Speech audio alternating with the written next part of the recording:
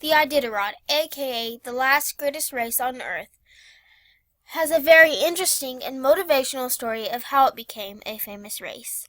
It all began January 1925, when the town of Nome was hit with an outbreak of diphtheria that only targeted small children. Diphtheria is a highly contagious bacterial disease causing inflammation of the mucous membranes, formation of false membrane in the throat that hinders breathing and swallowing, and potentially fatal heart and nerve damage by a bacterial toxin in the blood. It is now rare in developed countries because of the immunization. During this time, Dr. Welch had the medicine to cure the children, but he was afraid it would poison them because of its age. So he sent a radio telegram to the nearest town, Juneau, to see if they could send some new, cleaner medicine. The telegram soon reached Governor Boone and all of the other important officials. So soon they realized that the nearest supply of serum was in an Anchorage hospital 1,000 miles away.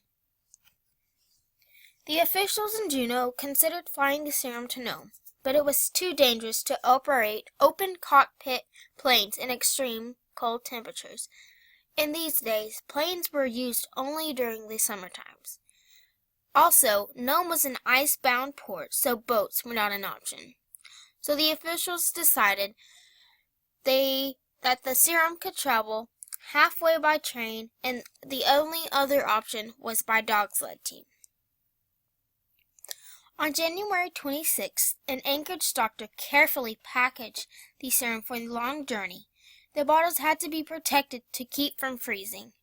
The train later arrived in Netnya Station when they had the serum unpackaged and in the sled of Bill Shannon. Later, Bill took off with a sled of dog teams to the next station, or checkpoint, to pass the serum along to another musher.